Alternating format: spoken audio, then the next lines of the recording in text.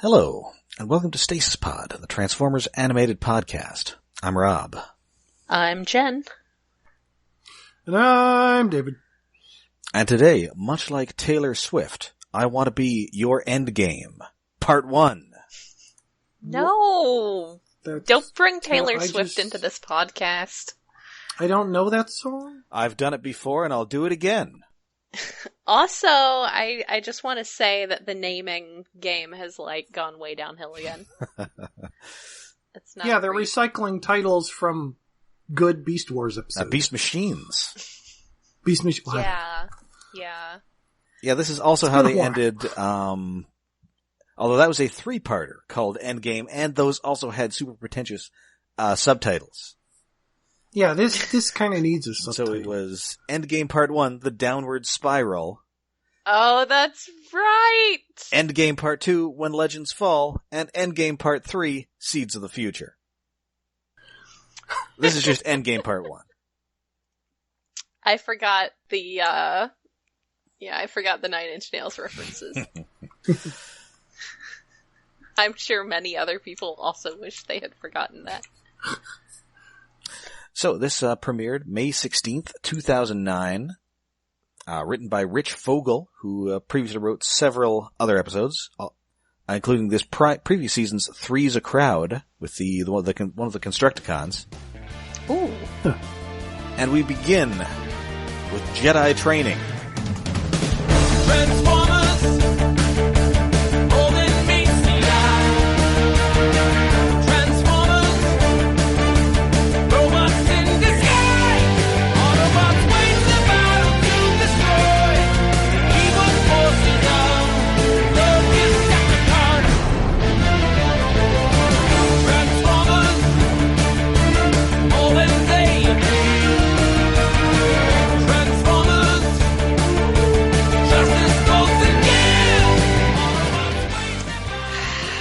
Stupid ninjas and their stupid ninja stuff. You know, I'm pretty sure that the Force isn't actually about lifting rocks. I swear I just heard that somewhere. I can't remember where. That rings a bell. It does ring a bell. There's a lot of Jedi nonsense going on. I mean, I guess they're not lifting rocks; they're lifting oil cans. But it's Prowl and Jazz, and it's the whole processor over matter, which is just the Force. Yeah, it's just the Force, and it's still just dumb. It's dumb. It's dumb. Well, it's going to be very important in about 40 minutes. Yeah. Fine. Still say it's dumb. As usually happens with Jedi training of this sort, Bumblebee and Bulkhead just bust in, and Prowl drops the oil can. Also, they bust in just as Jazz was starting to ask some very awkward questions about Megatron. Yeah, hey, how come you never finished your training? Yeah. Was it like I have to go and save my friends kind of thing? I assume it's not that because you don't have any friends. It's a good point. I mean, he doesn't. Anyway, the reason... I mean, he certainly didn't at the time, which we will see more about. Yes. And, it turns out two reasons why he never completed his training were these two knuckleheads. Well, yes. As we find out next episode, they really... No, his failure at training is his own problem in the past. Yes. Anyway, so... And these two knuckleheads come in on a really nicely animated oil slick, so that's fun. Yes. And they have a reason for busting in, because they have found Omega Supreme, and he's on the moon. Dun dun dun. Which they point out, Earth's moon. Yes. Actually a very important clarification in this context. Yes. We've got bad news. It is found on the forest moon of Endor. Yeah, that's a long way away. It's not going to do them a whole lot of good. They're just going to be like, and? So what are we supposed to do about it? Go in there, befriend some Ewoks, and it's going to be a whole thing. Yeah, that is the thing. Like in the Transformers movies, find someplace else, at least. Go to Ganymede or Iapetus or something, other than the moon again. I mean... Smash cut to Dark of the Moon.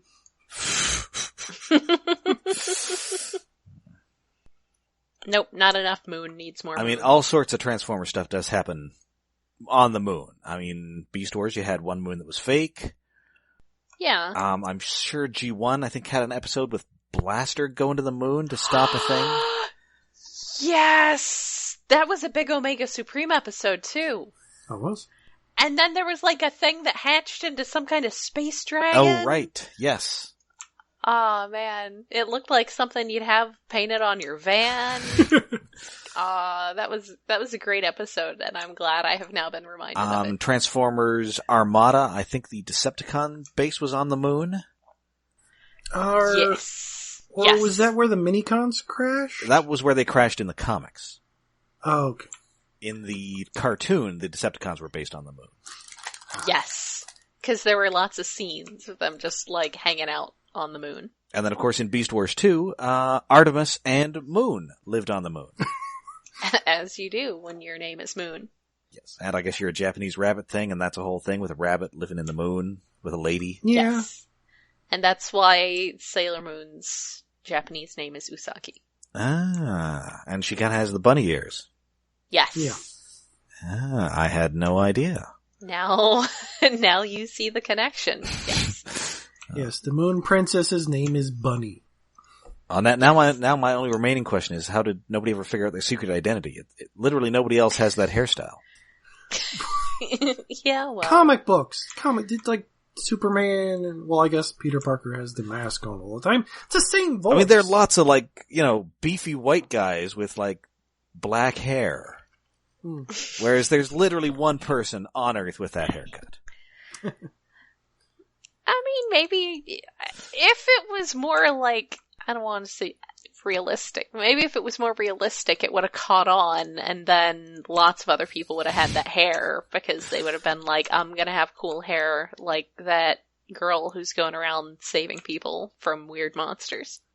Well, of course, it wouldn't be years later until we discovered her true identity, which was Samantha Bee. Yes. Meanwhile, on the moon... Yeah, meanwhile, on the moon... Earth's moon.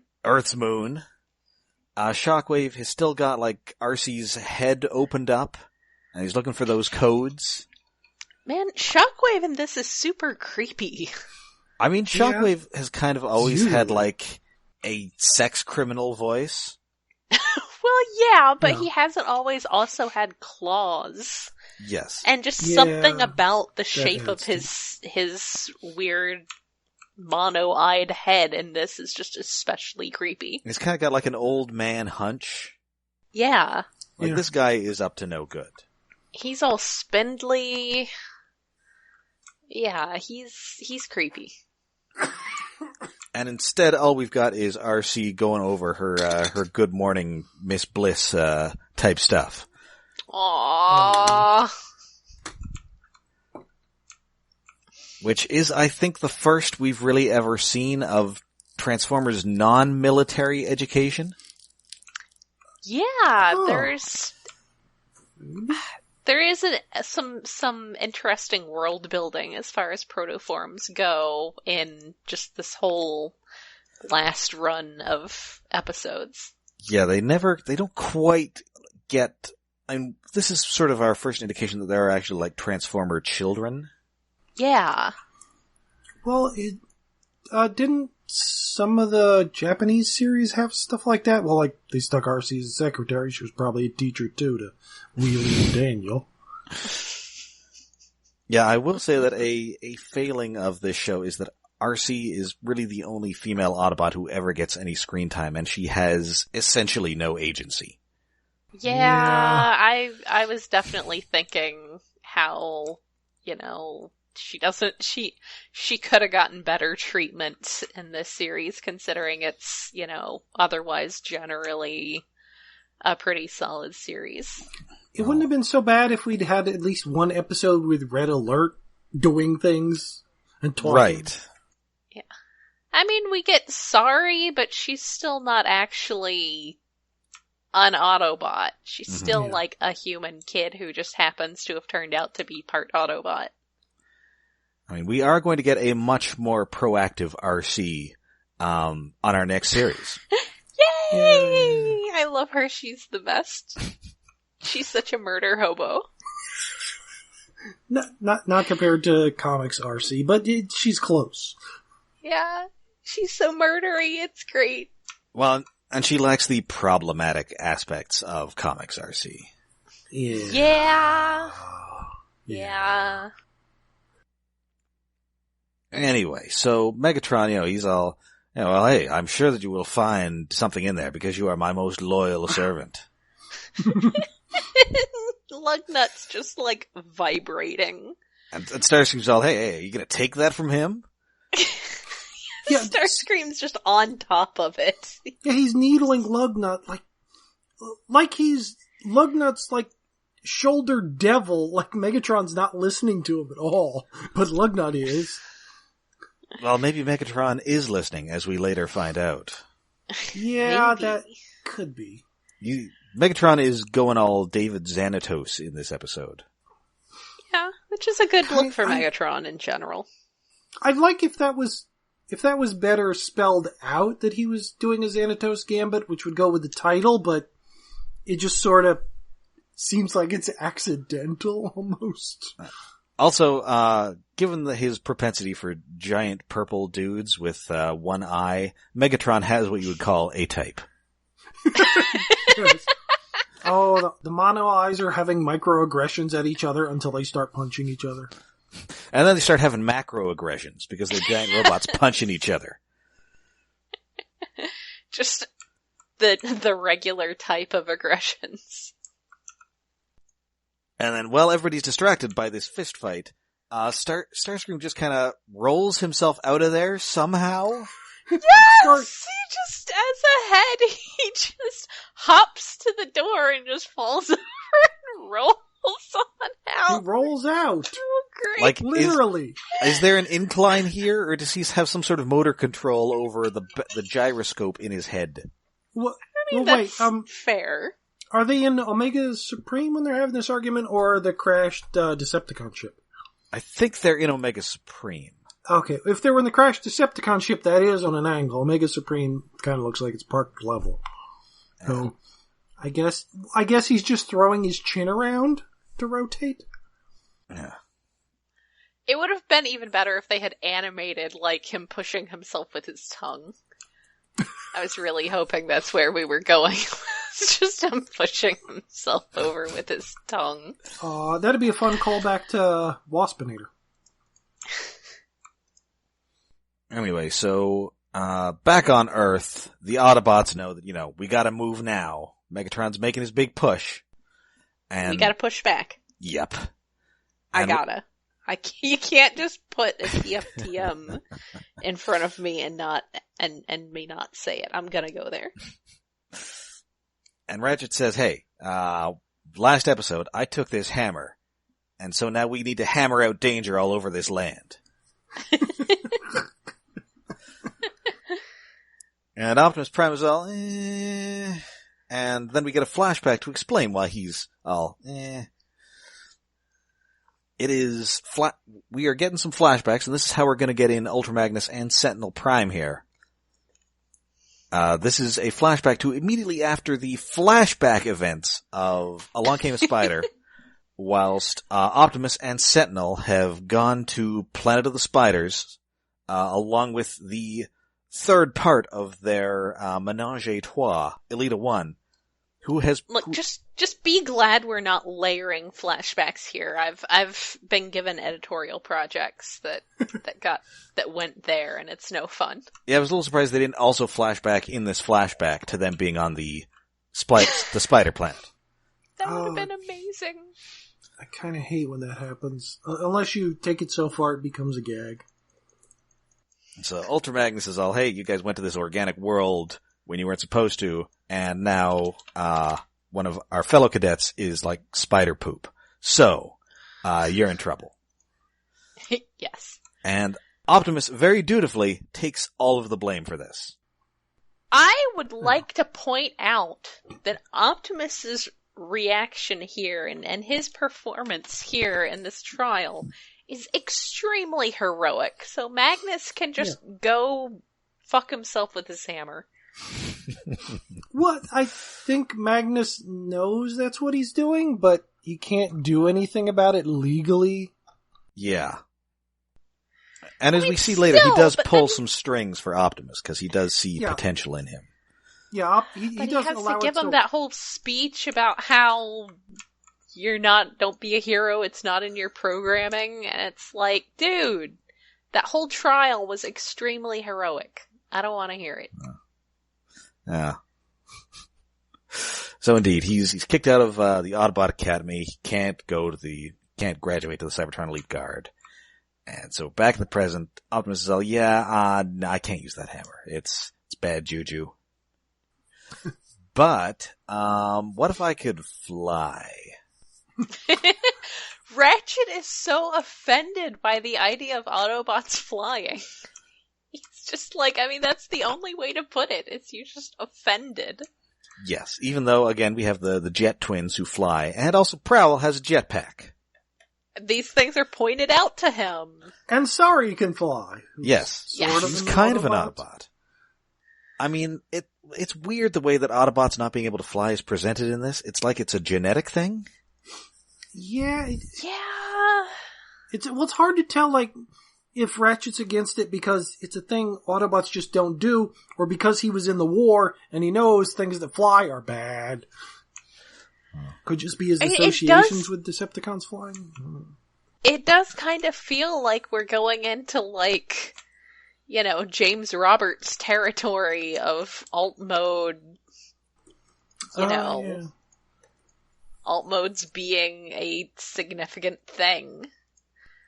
And not just whatever you happen to want to look like that day. Yes. So that's interesting. Mm-hmm. But he's so offended. Yes, but Optimus is pretty insistent he really wants this jetpack, and so he's gonna get a jetpack. Yay! 'Cause he's not Bumblebee. Yep. And he can be trusted with it. Yes. But hey, speaking of Bumblebee, so they decide, okay, we need to find out what the deal is here. So we're gonna need to send somebody, to spy on the Decepticons. Prowl says he'll do it, but, Jez, no, you're on the verge of a major ninja breakthrough. Ninjas! Stop your training, you must not. Complete it, you will. Yes. Oh, why are there it's weird that Jazz gets to be the Yoda, though. Like, I mean, I suppose, but I guess he's also a senior ninja. Yeah, he's his ninja superior. Ninja boss. Yeah, he's his ninja boss, but Prowl is better at ninja. I don't know. It's an odd dynamic. I mean, it's like how Luke Skywalker probably had more, like, force powers than Obi-Wan, but Obi-Wan was the master because he had seniority. Yeah. Yes. He knew what he was doing because he was older. So, Prowl isn't going, but somebody is getting volunteered. It's Bumblebee. He wonders, why is everyone looking at me? Why is everyone always looking at me? He's realized the meta-ness of it's always me. Yep. Who gets picked. You're the scout, Bumblebee. It's your job. Yep. Yeah. It's your function, sorry. So, back on the moon, Starscream has rolled down to his cloning chamber. Yay, and we actually get to see the cloning sort of happening, how he does it with the collection of protoforms, just plucking one out and stuffing it into a pre-built, well, mostly built Starscream body, and then it... Is it too late to make a joke that they see him rolling and they hate him? Well, I don't think anybody actually sees him rolling, but they be hating, for sure. Oh, I mean, they're the Decepticons. They're always hating. Yes, that's what they do. That's their thing. I like, but I'm kind of weirded out about how, like, they stick the protoform, which is, like, it's bigger than a person, but it's not, like, as big as an Autobot or something. They stick that into the Starscream body, and then the protoform somehow oozes and becomes, like, the joints and skin, like the parts that don't look like the armored parts. That is So the weird. arms and the hands are gooey. This is part of what I meant about doing some very interesting world building and sort of It's- stuff with it's protoforms. neat, and it works with the way characters are more like, they're more organic looking, like they're just shapes. They're not boxes stuck together. They're sort of, their designs are painted on more. A humanish form. Which sort of works with the gooiness, but the gooiness is, it's just so weird. I kind of want to see it show up in some other series, but I don't know if it would work as well as it does here. Also, I am somewhat curious as to, like, do these protoforms have, like, souls? I mean, I guess these are more blanks. We were talking about Yeah. the blank ones. I mean, yeah, he's ruining a perfectly good protoform. Come on. Where did these Leave it to protoforms? Starscream. Oh yeah, these protoforms are on the Nemesis, and presumably they're the ones that Lockdown gave to Megatron in the past when killing Yokotron. I think so. So were they? I think. Oh no, wait, because the one they used then, doesn't he take the spark out to save Yokotron? I don't think he does, but I'm not sure. No, he doesn't. It's a blank. Okay, he doesn't. Yeah, I don't think Okay, they'd so have Prowl committee like infanticide. I don't know. It's been a while. That'd be pretty dark.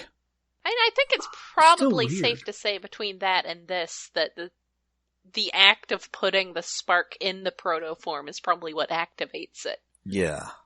Yeah, which So brings that up if the it's thing, just like, a spark, then what? Like the spark is the soul and the mind. Then what is the protoform other than just a disposable but important thing in creating a transformer? I mean, it's just a body.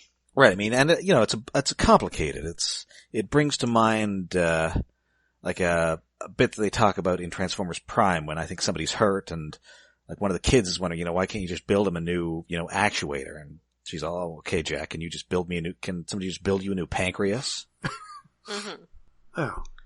Which I think is definitely a step up in world building from the days when Wheeljack and Ratchet just made Dinobots out of some parts they had lying around and some Commodore 64 processors. Yeah, well, Dinobots? I thought you were supposed to build dinosaurs. it's not really that much of a change because we have the Dinobots here and there's no protoform involved in making them. They just do.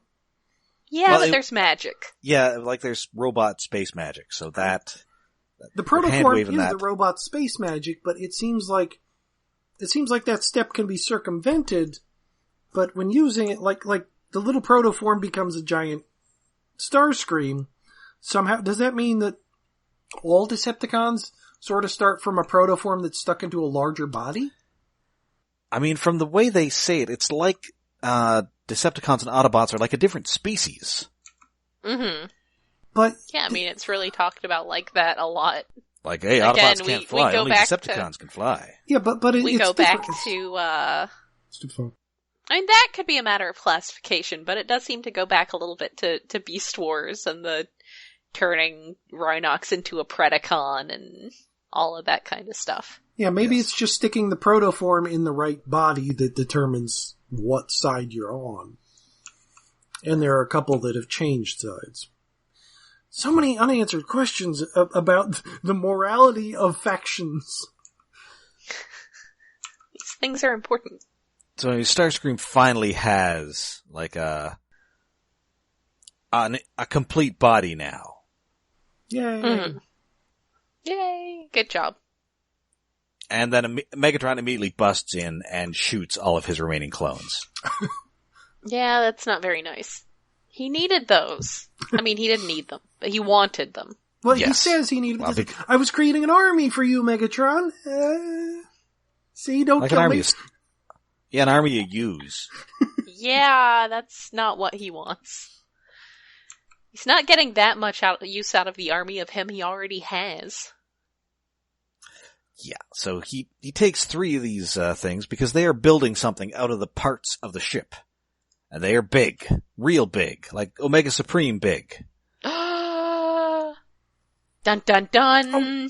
I like the part where Megatron says, like, I'm going to use the protoforms for something bigger, and then Starscream's like, you're going to build more lug nuts? No, bigger. Kinda. Bunch of bigger lug nuts. Actually, that is what he builds. Yes. Well, That is literally what happens. Meanwhile, on the planet Dagobah. No.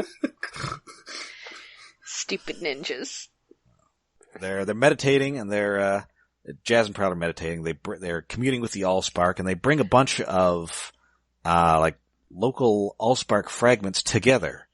And the Allspark is grooving all around us. There's something really red and blinking here. I think it says plot point. Yes. This will be important in the next episode. The Allspark shards are everywhere. They're in us. They're around us. They surround us in Detroit. I mean, that is where it blew up. You're not going yes, there, but it's just kind of funny that like the Force in this is localized to Detroit. Well, it'd be like if the Force was like a tangible thing and it blew up somewhere. Jazz starts out talking about it as a generalization, and then Prowl says, well, hey, actually, I mean, the Allspark blew up here, so there are actually shards of the Allspark grooving all around us. So anyway, they send Bumblebee to the moon. He gets there and he spots Shockwave's go-go gadget legs. Yes. And they're working on these giant 3 things. So he gets into Omega Supreme, finds RC, and she's still, like, not entirely all there. No, she's still doing her elementary school routine, her kindergarten teacher routine. Yep. And Poor he doesn't thing. know exactly how to, like, disconnect her without killing her, so he just turns her phone on and leaves. I mean, it works. That's not a bad idea. And unfortunately, all they find out is that Megatron is a big fan of Mad Libs. Yes! Because it's Slug Knight. Build this out of, so we can... Okay, I need a noun, a verb, and the name of an Autobot. So much like Tom Waits, they want to know, what's he building in there? What the hell is he building in there? I guess revealing the eclectic depths of my musical taste here. It's fine. Good job. Tom Waits and Taylor Swift together at last. No. No. Listen, that is a duet I would kill to see. Okay, that would be amusing, but that's a duet that's never going to happen. Well, I mean, who knows? He was in Mystery Men. Yeah, but when was the last time he did a duet with anyone, let alone a current pop singer? Also, Mystery Men was pretty good. I agree to disagree. No. Anyway, he did do duets with that movie he was in One from the Heart, that Francis Ford Coppola movie. He did a bunch of duets with Crystal Gale. Oh. That was a while ago. And apparently he also did a duet with Bette Midler. Nice. That one makes more sense. Anyway, so, meanwhile, Jetpack. Yay! And Ratchet is just not... I mean, I don't think his heart is entirely into this. Nah. Guy. But luckily, Sari, much like Donatello, does machines. Yes. And she just starts talking to this thing, and it needs a new interocitor or whatever. Yep, so she can just talk to them, which is cool. And it kind of looks like Jetfire's back thingy. Yeah, it's very much the Jetfire's Robotech backpack. Or Macross backpack, must not say Robotech. Screw Robotech. I'm sorry, I'm afraid that as you said that we've been sued by Harmony Gold. You've said that, and they're lawyers. Just as the words come out of your mouth, as the words leave your mouth, their lawyers are already on the way. It's just how it is. Anyway, so we finally get this thing on him. It kind of looks like the flight pack that he had in Transformers Cybertron. Yeah. Yeah, it ends up looking that with the wings, like the weird backpack thingy that was the back end of his fire engine. Yes, and then of course what it really looks like is the actual toy they made of this, which Kinda made? I believe it only came out in Japan, I believe. Yes, like many things. Like Blackout only came out of Japan. This only came out of Japan. Did the Aqua Bumblebee thingy ever come out anywhere? I think also in Japan. Of course. Speaking of Tom Waits, it was big in Japan. It was big in Japan.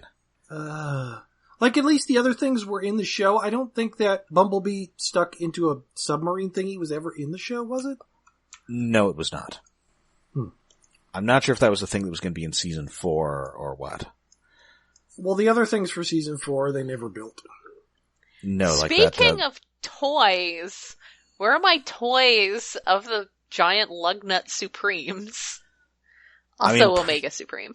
Presumably if they were going to do Omega Supreme, that would have been a remold, but I don't think that was ever even, like, in the cards. That makes me so sad, because he is a really good design. It does. That's a cool design.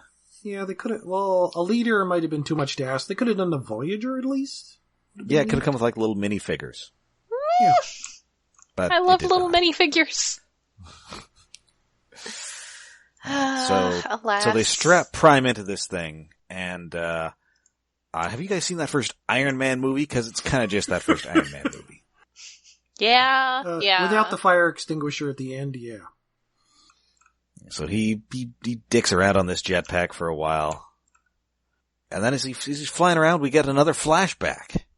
Yeah. He's just filled with flashbacks today. Yep. So, Ultra Magnus is all, hey, Optimus Prime, you flunked out. Your girlfriend got eaten by spiders. But, you're still a good dude. And I'm gonna pull some strings. And you're gonna be a Prime. So you're Optimus Prime. And you get your own ship. Bad news. The ship sucks. And it comes with this old ass dude.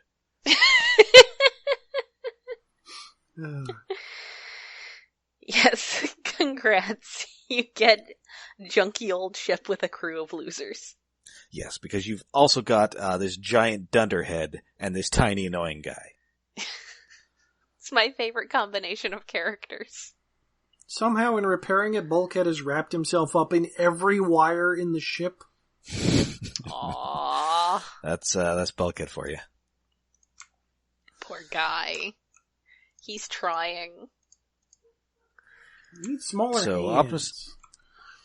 Optimus is flying around, and he is eventually spotted by the female Starscream, Slipstream. Yay! Oh yeah.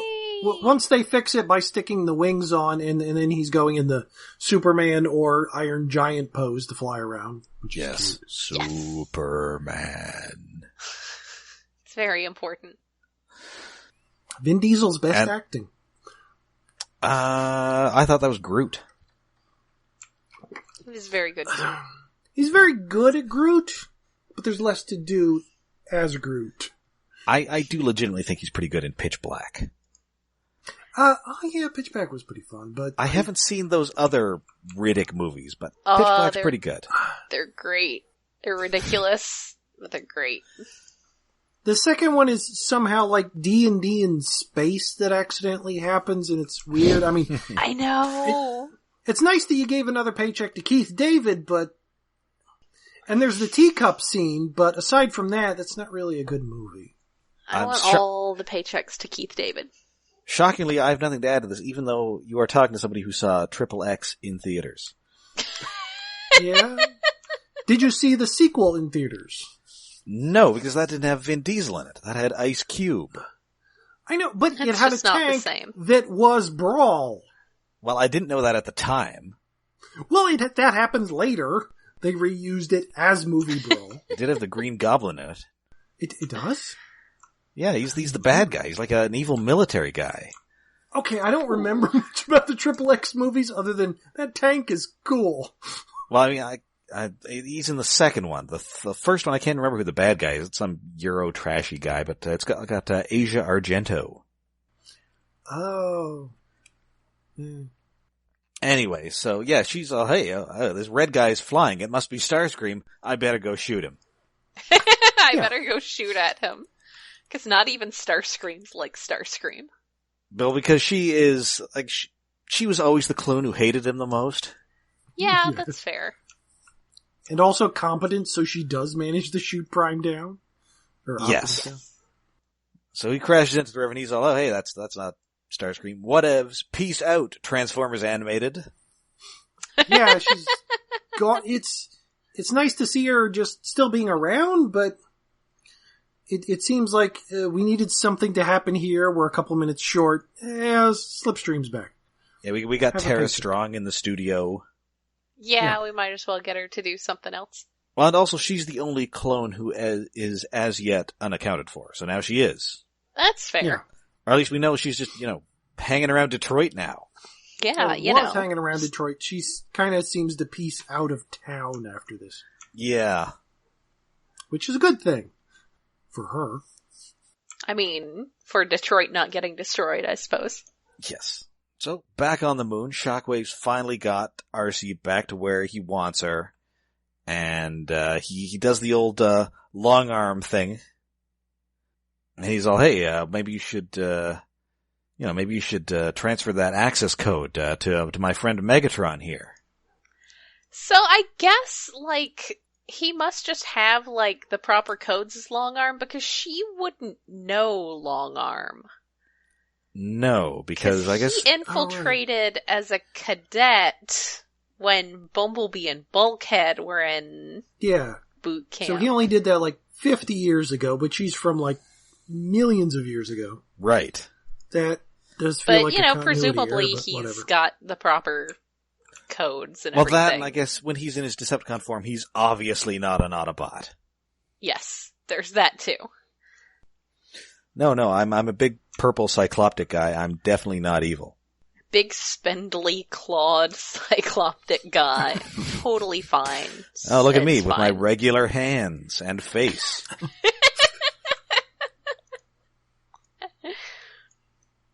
Perfectly normal hands. Me, a Decepticon? Is this one of your Autobot jokes? Yes. He is a real cadaverous lost skeleton in this. He is. Anyway, she's all, no, that's obviously Megatron. She's okay, I'm gonna turn you off then, and then I'll upload the codes. But then Starscream shows up in his new body, and he's all, no, now that Megatron has fallen, I get the codes. Yeah, that's Starscream. But then Lugnut knocks him down. Because, hey, I'm the best, Megatron. I will save you. And, also, whoops, I have the codes now.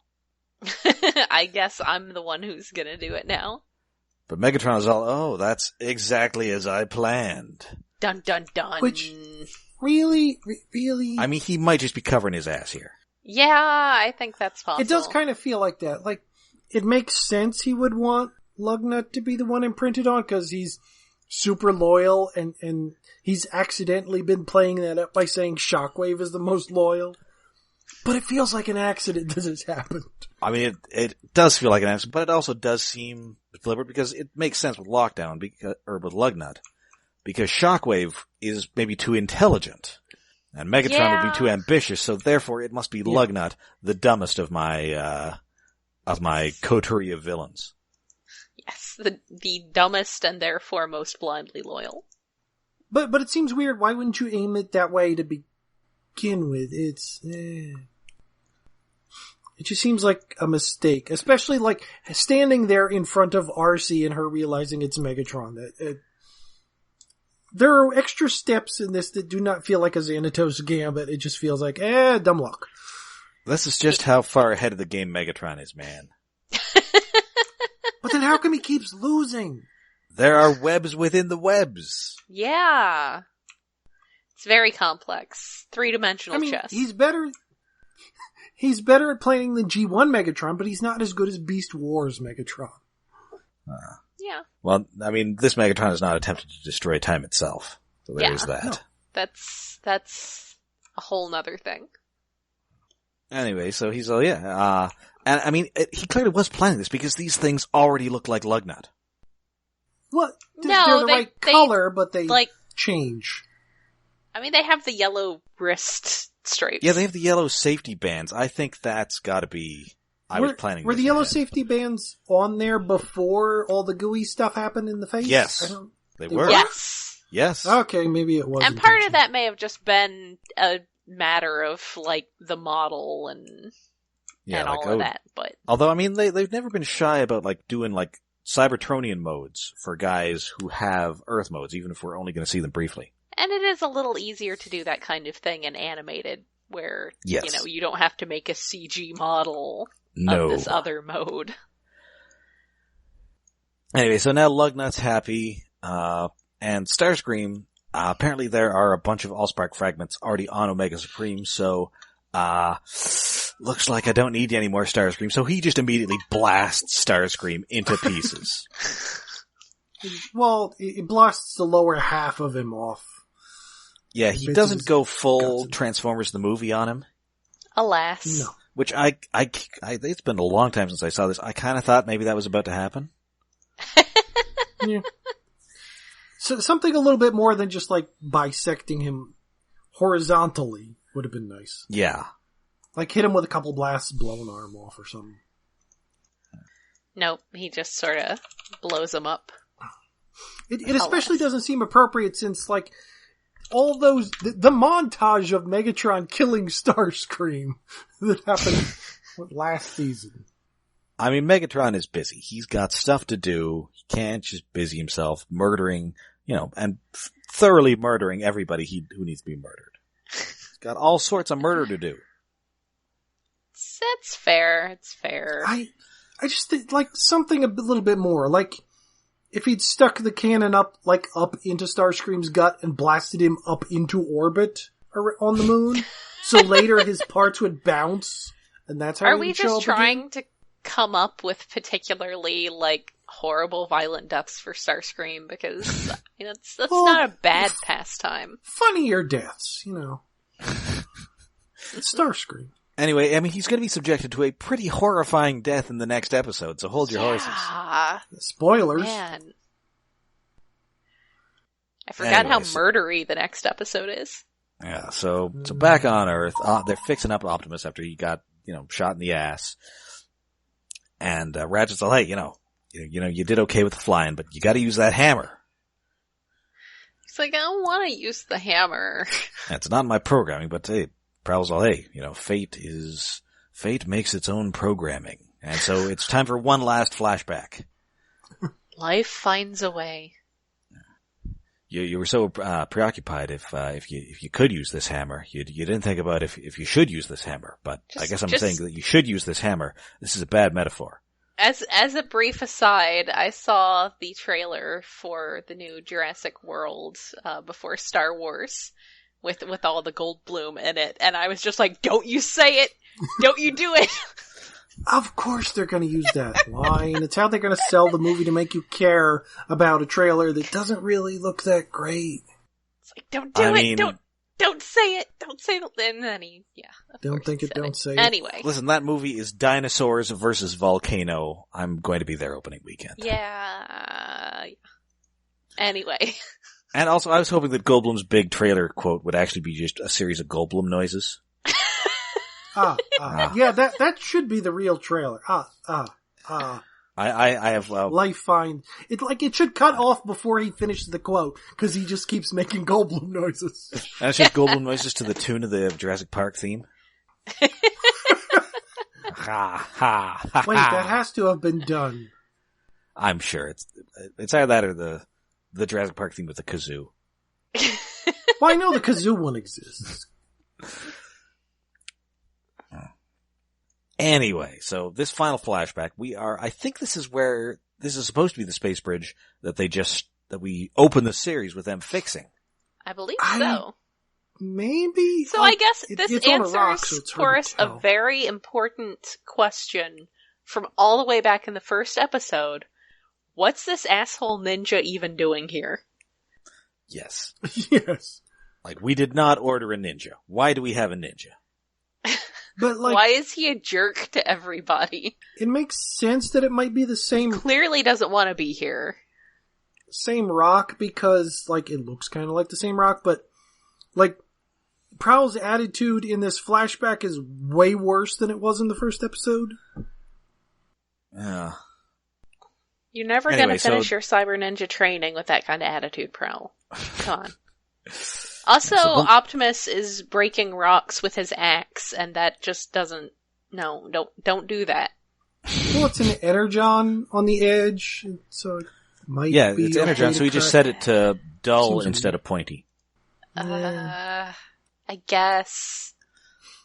Although, it raises the question, why are they breaking up rocks, like, on this asteroid anyway? Like, if they were clearing rocks right around the space bridge, it makes sense, but they're doing it all over the asteroid. Why? Maybe they're just making this asteroid smaller for no reason? They're asteroids that are high in certain metals that are causing space bridge interference. But the space bridge is on the asteroid. Why wouldn't you park it there in the first place if it caused problems? Maybe it's only certain rocks. I figured that was just rocks that were in the way and needed to just be, like, cleared out. Like, that's part of the maintenance. Although I guess it kind of makes sense that they sent them out to do busy work if he's disgraced. Yeah, so the upshot of this is that they are, they're cleaning out this asteroid. They just find Prowl randomly meditating in a cave. And then Ratchet accidentally drops an Energon cube and it blows up his ship. So now he's just stuck there.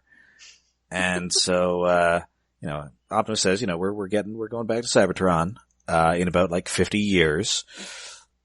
But if we had, I don't know, like a ninja helping us, it might go faster. And Prowl's all, fine. And apparently I'll help you all with your stupid problems. Pursuing enlightenment for, what was it, like 1,000,000 years, does he say? That's what he says. He says 1,000,000 stellar cycles, but it's sort of sketchy. I mean, like, within the confines of this episode and the next part, it's kind of sketchy on what exactly that means. I mean, it's possible he's exaggerating, like, oh, yeah, no, it's... He's just full of shit. Can't get there, it's like 1,000,000 miles from here. Yeah. Or Prowl is a terrible ninja. I mean, he's not great. Come on. He's not that good. And we get a nice moment here while he's, first, I let all those protoforms get stolen, and now this, you have no idea what it's like to just be on this path and then just to be stray so far from it. And Optimus is all, buddy, have I got a story for you. Do you like spiders? How do you feel involves spiders. About spiders? And also dudes with giant chins, and also my girlfriend. Or possibly his girlfriend. Maybe both of our girlfriends. It was never entirely... It was never entirely made clear which of them was a thing. Unless it was all three of them. Again, I've proposed this. I think they're just cooler with that on Cybertron. You think they're just okay with Polly? I mean, if that's what you're into, go for it. I mean, they're robots. I don't know. Yeah, it's not like they're having kids. This is like the only relationship at all between Transformers we see, really. Yes, it is. And it's just non-traditional to human. Like, the closest thing we have is the Jet Twins, who are just two twins who hang out together. They're not like that. Or, unless Ratchet and RC have a thing, but there's no implication of that ever. Yeah, I don't know how exactly we're supposed to read that relationship. No one is certain how that relationship works. Anyway, we finally, he snaps him out of his reverie. There are three things coming from the moon, and it is indeed those three Lugnut Supremes. Dun dun dun! So Optimus takes up that hammer, and now it's time to fight. Yay! But not now, because it's the end of the episode. Oh! No. And we also get a bit of Isaac Sumdac in here, working on that, which I think that might be we don't see him much for this. And we haven't seen him a whole lot this season. They tell him to go to a shelter, so presumably he makes it. Yes. I feel like it's safe to say he lives. Yes. I mean, this episode does a pretty good job of setting up the exciting conclusion. Yeah. Big scale conclusion, giant giant killer robots. Yes. 3 lug nuts the size of buildings. Like, I had to watch the second part of it, like, the next day because I didn't want it to be over yet. Yeah. Sad. Yeah. But all good things must come to an end. That was also an episode title. Damn it. Of Star Trek. Well, yes. Which was the finale. Yes. Oh, right there. Yeah, that was great. Because that is the sort of title you have for a finale. Sadly, we're not getting, like, an alternate future in this one where, like, Prowl is old. And, I don't know, like, Bumblebee has his own ship. Aww. That'd be kind of, well, that's something they could have maybe done in the 4th season that Yes, never I don't think Transformers has ever really done that sort of, like, distant finale. Like, here's... I mean, they had the entire 3rd season of the original cartoon. Well, I mean, that wasn't but that's different. distant. That's not, I mean, yeah. Because it was an entire season. that's not like a possible future. That is just a continuation. Yeah, that was the real world future of 2005, whenever he started wearing jumpsuits everywhere. Yeah, I remember that year. Oh, Actually, I will tell you this, that New Year's, Silver jumpsuits. my cell phone was just constant text messages and voicemails from friends letting me know that it was the year 2005. It is the year 2005. Just those, like, everybody. It was pretty great. Yeah, I don't think Transformers has ever done that. We've done alternate timelines that we thought were futures at a couple points. Like the Functionist Universe weirdness. And I guess there's that, was it the Death of Optimus Prime one-shot when the Mike Costa ongoing series ended? Where it was like Ironhide on like a future Cybertron where like everybody's dead? Oh, yeah, and he had like some right, horrible vision. Right. Thing. Maybe that's the Visionaries showing up. I don't know. Oh. Uh, I haven't caught up with that one yet. No, neither have I. I'm holding out for Transformers versus Inhumanoids. Oh Yes. that's what I want. Just do that. It's Pacific Rim, only slightly smaller scale. Well, and I guess they just had like big Iron Man suits. Yeah. Or I guess you can make them Titan Master sized, having Metroplex fight giant tentacle plant monsters. That'd be fun. Anyway, so yeah, that is the episode. That is our episode. You can find us all over the internet. We are on Tumblr, we're on Twitter, and we're on Facebook. And we are sponsored by iaconunderground.net, where we have a Patreon set up at patreon.com/iaconunderground to help with hosting and production costs. This month we have The Last Jedi to talk about for our Patreon exclusive episode. And in February, stay tuned for what will, I'm sure, be an extensive discussion of Black Panther by 3 white people. Oh yeah. Which will half That of is it will going to be be- Rob. Rob, who is that guy? Well, that was the man-ape, David. Yes, there will be a lot of that. And of course, if you want us to hear from you, then write into the Maxim mailbag at stasispodcast@gmail.com. Oh, I haven't checked that in a while. Oh, it's probably full of Nigerian spammers. Oh, that's the best kind. It's probably Manape spamming us. Oh. 'Cause... Oh man, Wakandan email spammers. Yes! They want to sell me a bunch of vibranium. Yes!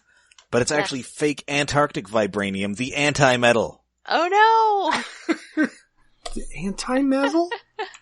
Yeah, it's Antarctic vibranium, which is similar to vibranium, but instead of the energy-absorbing properties of vibranium, it liquefies all metal. This sounds very unfortunate to exist. Well, they used it to beat Ultron once.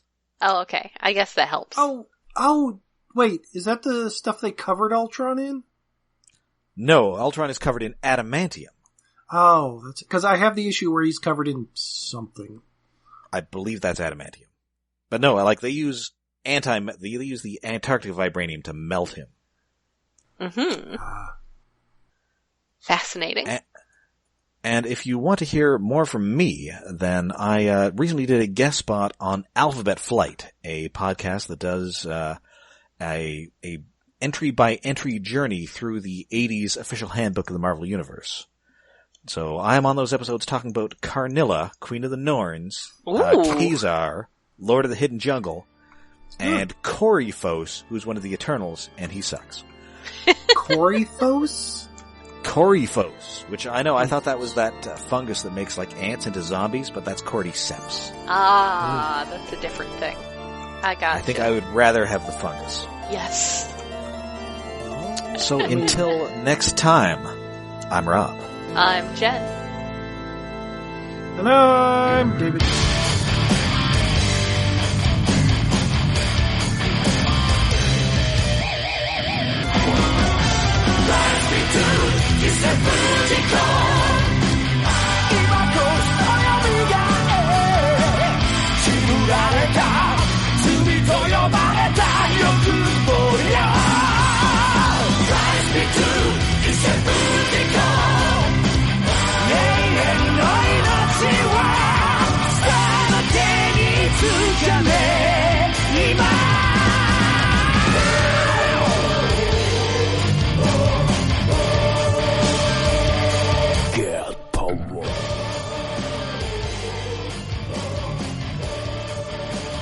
So speaking of devils, David, how gay is this new devil man? You could imply a lot of gayness, but overt gayness, there's like... Okay, there is one gay tertiary character, and there's heavy implications in the last 2 episodes that two other characters were gay, and one character is the last episode thingy going on. There's one confirmed gay dude, 2 maybe lesbians, and another, oh, that's complicated in the end. But for pure, you could read a lot of gayness into it, but there isn't as much overt as I would have expected, considering every lesbian I knew on Twitter who watches anime seemed to be hype about it. I am very good at reading lesbian into things. It's one of my favorite pastimes. I mean, that's there, but the problem is, like, the first half is slow, and there isn't enough of the lesbians. I can see that. That is a problem when there's not enough lesbians.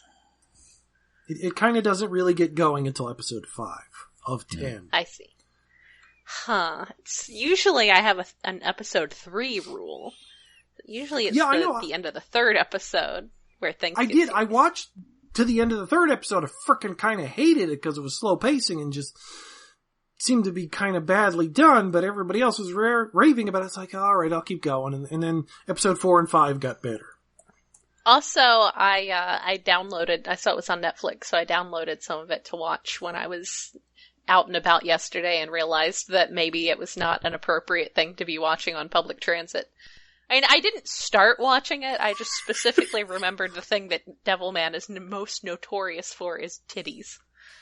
And I was like, maybe I don't want to watch that on public transit. You can watch, like, maybe the first 10 minutes, but and then there's maybe not even that much.